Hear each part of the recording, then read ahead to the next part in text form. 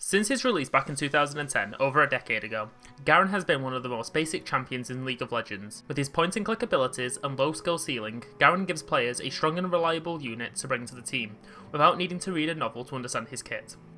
He has been introduced into many of the Riot Games cinematics, from as early as 2013 in a Twist of Fate cinematic to the most recent introduction, Warriors, which was released back in 2020 to coincide with the 2020 ranked release season. He's also been front and stage in many of the League of Legends stories with a supporting role in the Lux comic, as well as having the first League of Legends novel written about his adventures in the disputed land between Demacia and Noxus. It was no surprise that when Legends of Runeterra released, Garen was one of the few champions that was introduced into the base game, with him being a very important character not just for the League of Legends universe, but for the region of Demacia.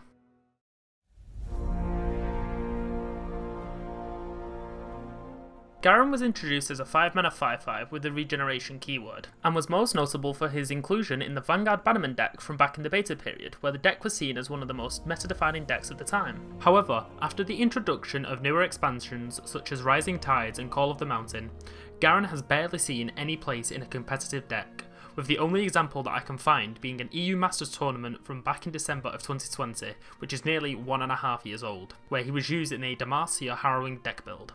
The issue with Garen's design is that he's meant to be the unit which brings purpose to the other elite units and propels them into playability. However, due to the power creep from the newer releases and the lack of power in elite cards, he has been left behind and the one strong elite archetype has faded away into the shadows of stronger decks.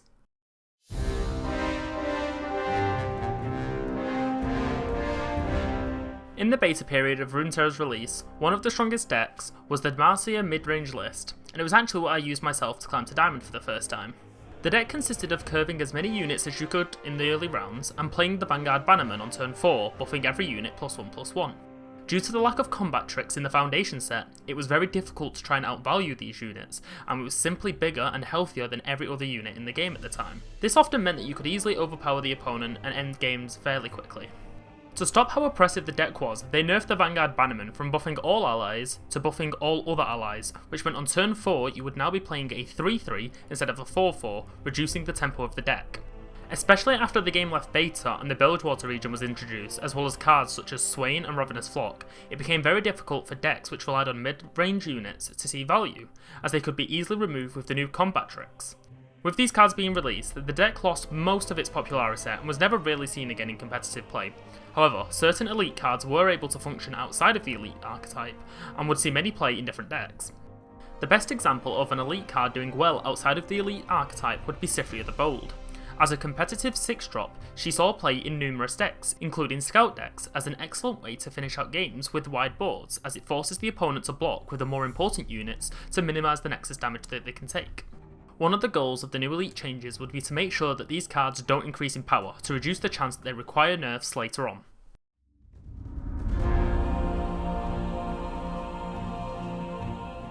After Riot nerfed the deck, they never buffed or reverted the cards like they have in the past with other cards such as Make It Rain or Twin Discipline. Instead, they focused on introducing new cards to the archetype. They did this for other decks as well, such as Vladimir and Braum, with the introduction of Scargrounds and Crimson Bloodletter. When Riot introduced the new elite cards, they didn't work out as intended. This was because the existing cards were so bad in comparison with the new cards that were being released.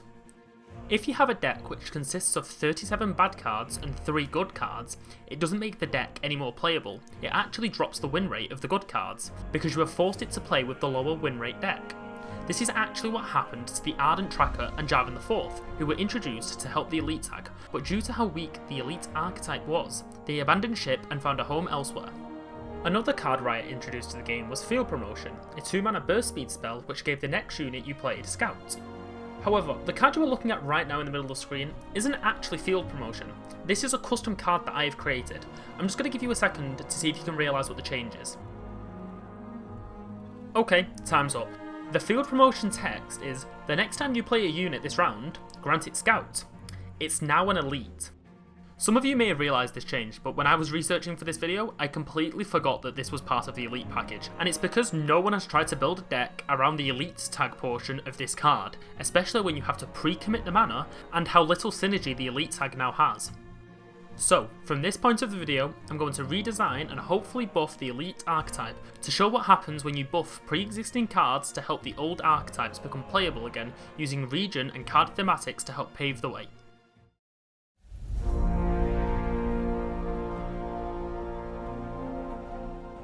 In the past, the Elite Archetype has been focused around stat buffing so that you can trade favourably with the opponent. This should then lead to eventually overpowering the opponent with a strong and sturdy board. I want to keep this thematic for the Elite tag, as there isn't really another deck in the game which focuses on sheer numbers of units overpowering the opponent. No, I'm not mentioning you, Bandle City.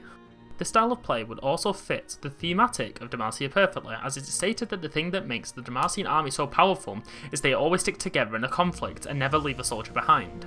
Demacia is known for having one of the best armies in Runeterra, with the Dauntless Vanguard being the most prestigious battalions of Demacia, with each soldier having the ability to fight using multiple weapons, as well as boasting a wide knowledge of battle tactics.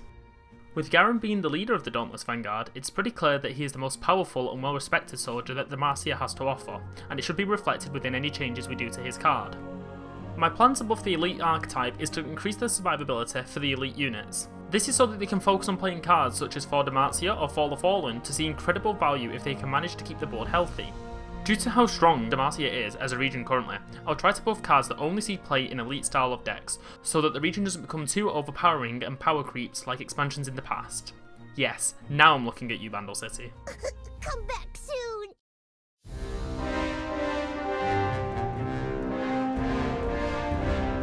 I think we first need to talk about a card which has been in the game since the release, Battlesmith. Currently, Battlesmith is a 2-mana 2/2 with the effect to grant every elite card +1/+1 on summon, and it really doesn't see much play at all nowadays. As I'm writing this script, it hasn't been used in any of the Demacia decks in the current patch in the Masters rank, which goes to show how bad the card is.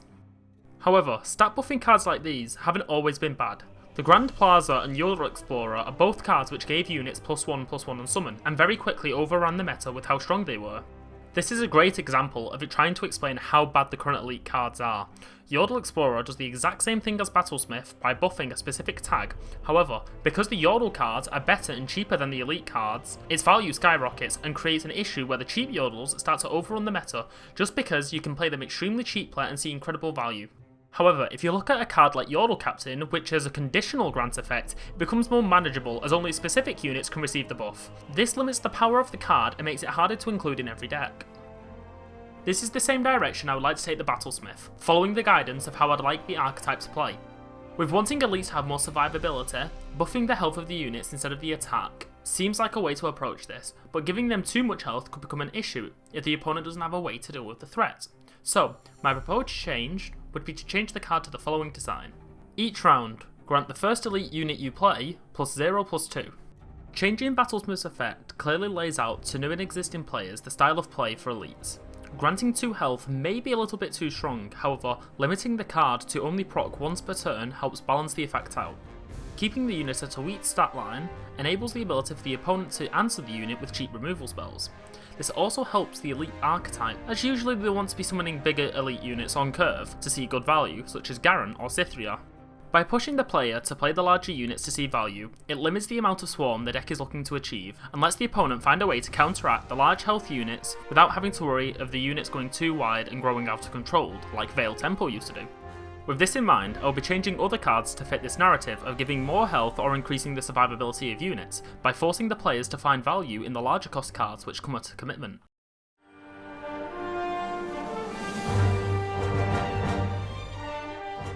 Firstly, it's important we don't overbuff certain cards which see play in other decks such as Cytherea the Bold or the Vanguard Sergeant, as it will cause aspects of Demacia to become too overbearing. So, to make sure that this doesn't happen, I will not be buffing some of the cards that you can currently see on the screen, as changing these would also change other Demacia based decks, which isn't the goal of the video. We specifically want to buff elite decks so they can become somewhat playable again. Going in order of mana, we'll start with the Vanguard Lockout. This 2-mana 1/4 has never seen play in any meta deck in the entirety of Runeterra. The low stats make it impossible to see any value, so slightly buffing this card in a thematic sense will be adding the sharp sight effect to the card. As a lookout for the Demacia military, he won't bring much in the sense of power, but will help assist them when necessary. This will allow the unit to feel some value when going into elite matchups, whilst not completely ruining the plan for the opponent. The low attack stat would require the player to use spells to buff, and with the recent nerf to Sharp Sight, it would really punish them for stacking spells onto this unit. This unit may be too strong as a 2-mana 1/4, which can block elusives as well. So, as a suggested change, this unit could lose 1 point of health to make it more perceptible to removal spells. The Vanguard Squire is one of 2 elite units who reduce the cost every time you play an elite, and can help when you're playing high curve units, which the Archetype is asking the player to play towards. However, this effect only occurs while the card is in hand, so to help in cases where you are relying on draws, I will be increasing the stats of this card to a 4-mana 3/4, which will also help in the goal of making elites a little bit more tankier without increasing the power of the deck too much. Vanguard First Blade is a forgotten card that was introduced into the base set, and wasn't run outside of meme decks. Its 2/2 stat line was too easy to kill with spells, and on turn 4 was a huge tempo loss most of the time. To help increase with his play rate, I'd recommend changing his base stats and his effect. By making him a 3/3, he would be harder to kill with removal spells, and make him sit as the base stat line as a Dauntless Vanguard. However, the effect whilst attacking would also change, granting him +1/+2, making him a little bit weaker on attack. But this is due to him having a higher chance to get off his effect, with a bigger health stat. The Swiftling Flight was a new elite card which was introduced in the Empires of the Ascended expansion, and tried to push the elite archetype into a more aggressive approach, with the idea of forcing the opponent to block with challenger units.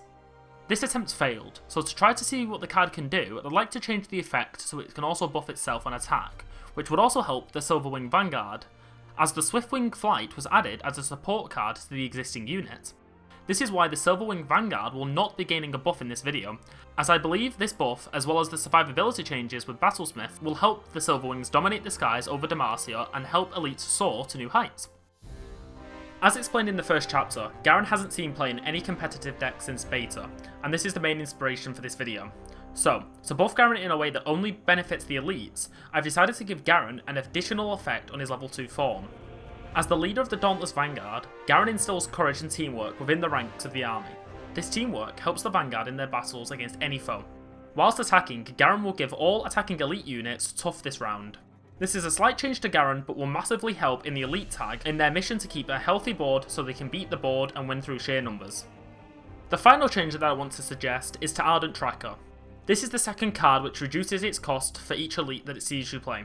However, when you cannot play another elite card, its value for a 6-mana card is really bad, so to help in cases where you don't have any other elite units, I want to increase its attack by 1 point so that it becomes a 6-mana 4/5, and starts to look a bit more like a certain Fuzzy Yeti from the Freljord. So, these are the changes I would like to see to the current existing elite cards. Depending on how Riot would like to introduce some of these buffs, they may only want to introduce 2 or 3 at a time, to see how they impact the meta rather than buffing all 7 cards at once, which would be a more reasonable thing to do. But it's important to state that the reasoning for most of these buffs would be to try to play to the new survivability archetype that we set out for elites, with these buffs really only seeing major buffs for the specific elite deck.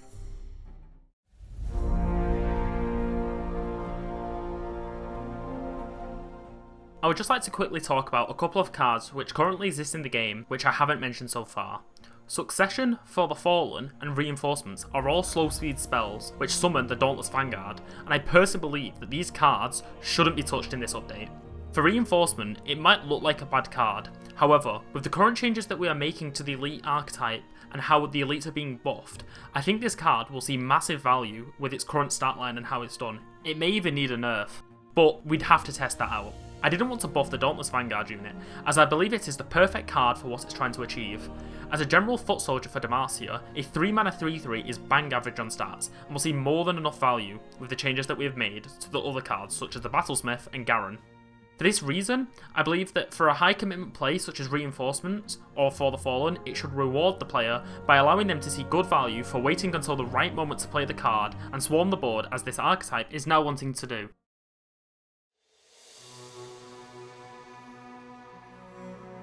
So, to close up this video, I just want to recap very briefly how I want the new elite archetype to work. With the changes to Battlesmith, elite units will be healthier, and we are wanting to have increased survivability throughout the game. Garen buff will hopefully see him played in more decks and help increase the inclusion of other elite units. We've also buffed cards such as the Vanguard Lookout and First Blade so that they can see increased inclusion in elite decks, as they have been mostly forgotten due to their weak and underbalanced stats and effects. These cards would hopefully see play rates similar to the Vanguard Sergeant or Cithri the Bold and help elites climb out of the forgotten wastelands in Demacia.